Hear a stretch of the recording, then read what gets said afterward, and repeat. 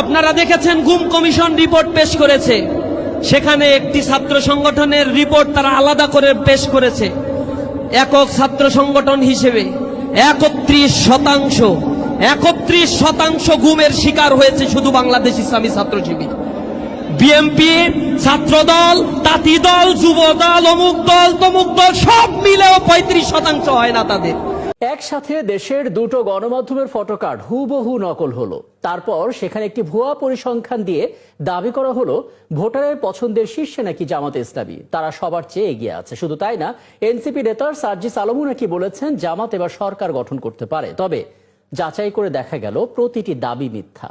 দেশের কোনো গণমাধ্যম এমন ফটোকার্ড তৈরি করেনি এবং সার্জিস আলমও এমন কোনো কথা বলেননি। মূলত ডিজিটাল প্রযুক্তির কারসাজি দিয়েই এই ফটোকার্ডটা তৈরি করে মিথ্যা ছড়ানো হচ্ছে। বাংলাদেশে গুজব ছড়াইতে অন্যতম একটি সংগঠন বাংলাদেশ ইসলামী ছাত্র শিবির।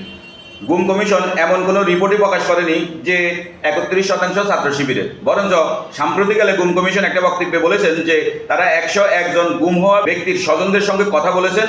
তার মধ্যে 31 জন বলেছে যে তাদের সন্তান বা স্বজন শিবির করত, শিবির করা অবস্থায় গুম হয়েছে। এখন প্রশ্ন হচ্ছে, বাংলাদেশে 3,500 ব্যক্তি গুম হয়েছে, তাদের মধ্যে 31% শিবির, এমনটা কিন্তু একদম ভুল, মিথ্যা।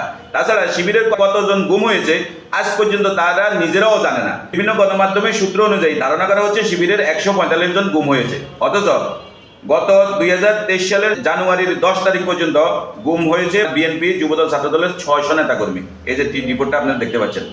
এই যে গুজব যে এরা এত বেশি ছড়ায়, এদের বিরুদ্ধে আপনাদেরকে রুখে দাঁড়াতে হবে। ভিডিওটি শেয়ার করুন, পেজটি ফলো করার অনুরোধ রইল।